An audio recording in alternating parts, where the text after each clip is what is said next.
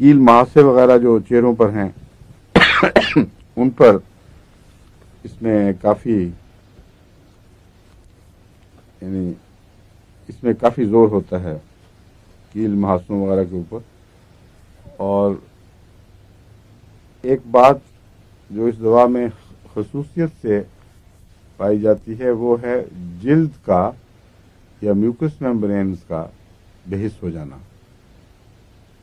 اگر جلد ایک تو ہے نا وقتی طور پر سو جاتا ہے جسم، اس کی بات نہیں کر رہا، بعض دفعہ جلد احساس سے عاری ہو جاتی ہے، بعض دفعہ چھوٹے ٹکڑوں میں، بعض دفعہ زیادہ حصوں میں، اور زبان بھی احساس سے عاری ہو جاتی ہے.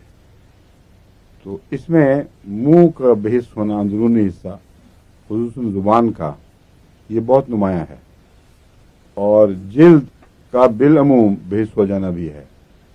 ابھی پچھلے دنوں ایک مریض کے لیے میں دوائی ڈھونڈ رہا تھا، اس کی قوت شامہ ختم ہو گئی تھی، ناک بے حس ہو گیا ہے.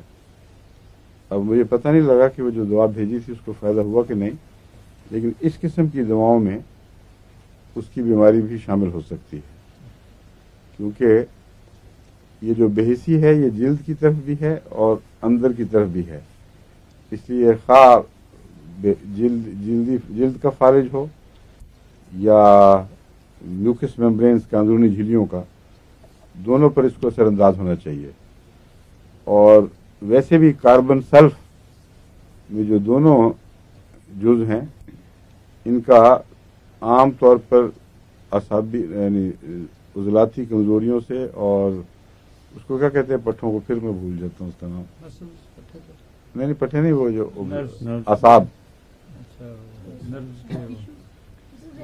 عضلاتی دھاگے، اس قسم کے نام ہم نے بنائے ہوئے تھے بےہودہ سے، لیکن اصل نام نہیں اس کا پتا.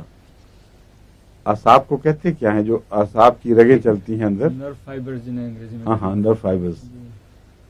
وہ نرو فائبرز جو جلد کے قریب ہوں یا میوکس میمبرینز کے قریب ہوں، یہ میں بتانا چاہ رہا ہوں، ان کا خصوصی ان کا فالج اس دوا کو یاد کراتا ہے، اس لیے اس کو یاد رکھنا چاہیے.